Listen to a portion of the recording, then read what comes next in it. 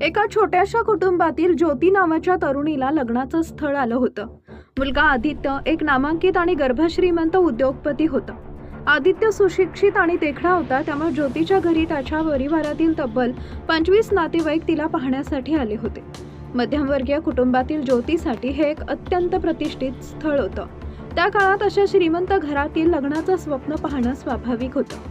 लग्नाच्या पारंपरिक विधीनुसार प्रश्नोत्तराचा कार्यक्रम सुरू झाला.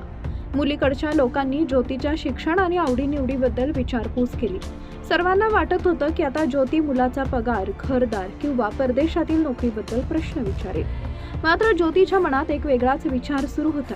काही महिन्यांपूर्वी तिची जिवलग मैत्रीण प्रिया हिचं लग्न अमेरिकेतील एका श्रीमंत इंजिनियरशी झालं होतं. परंतु लग्नानंतर तिला समजलं की तिच्या पतीनं लग्नापूर्वीच आपले गंभीर आजारपण आणि व्यसनाधीनता लपवून ठेवली होती. या घटनेनं ज्योतीला आरसा दाखवला होता की बाह्य चकचकाटापेक्षा वैयक्तिक आरोग्याची पारदर्शकता लग्नासारख्या नात्यात अधिक महत्त्वाची. जेव्हा ज्योतीला प्रश्न विचारण्याची संधी मिळाली तेव्हा तिनं शांतपणे एकच अट ठेवली. तिनं सांगितलं की मला आदित्य पसंत आहे, पण मी लग्नासाठी तेव्हाच होकार देईन जेव्हा आम्ही दोघंही एक वैद्यकीय तपासणी करून एकमेकांना आमचे हेल्थ रिपोर्ट दाखवू. तिची ही अट ऐकून खोलीत कमालीची शांतता पसरली. मुलाकडच्या मंडळींना हा आपला अपमान वाटला. आदित्यचे वडील रागानं म्हणाले, आमचा मुलगा काही रोगी नाही, तुम्हाला हा प्रश्न विचारताना लाज वाटत नाही का? आणि ते रागानं घराबाहेर पडले. सर्वांना वाटलं की आता हे स्थळ तुटलं, पण आदित्यनं मात्र मागे वळून ज्योतीकडे पाहिलं. थोडा विचार करून तो म्हणाला, आई वडील रागावू नका. ज्योती जे बोलली ते चुकीचं नाही.